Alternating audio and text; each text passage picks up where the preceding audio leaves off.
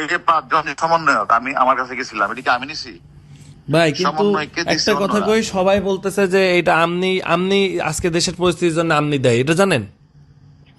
এই যে এই সমন্বয়ক গুলারে না ধরলে নাকি এত গ্যাঞ্জাম হইতো না, এটা আওয়ামী লীগের লোকজন বলতে। সমন্বয়কে আমি এই কথাটা ক্লিয়ার করবো, এই সমন্বয়কে তো হারুন ধরে নাই। সমন্বয়কে ঊর্ধ্বতন কর্তৃপক্ষের নির্দেশে হারুনের কাছে হস্তান্তর করা হয়েছে, এটা তুমি লেখো এতে। এটা 5 জন সমন্বয়ককে যে আমনার জন্য এই দেশের অবস্থা দেয়। হ্যাঁ, আমি কি করলাম? ওই যে আমনার জন্য এই দেশে আজকে সমন্বয়করা এই যে আমি না ধরলে এগুলা করতো না, তাই বলতেছে। আরে গাদা, এই সমন্বয়ককে তো আমি ধরার সমন্বয়ককে আমি ধরলাম, ধরার পরে কি এনে কমিশনার, আইজি, সচিব, প্রধানমন্ত্রী ছিল না? তা তো ছিল, সবাই তো জানতো না? জানতো তো অবশ্যই। তাহলে এই কথাটা আমাকে বলতেছো কেন?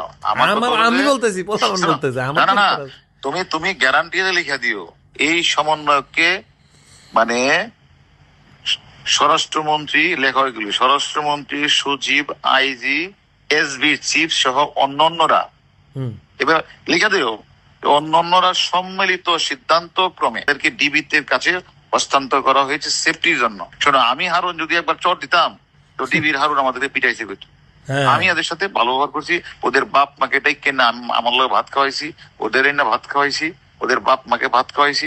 অর্থাৎ মানুষ আশ্বস্ত হওয়ার জন্য দেখো টিভির হারুন কত ভালো বিহেভ করতেছে, এটার জন্য, আর কিছু না।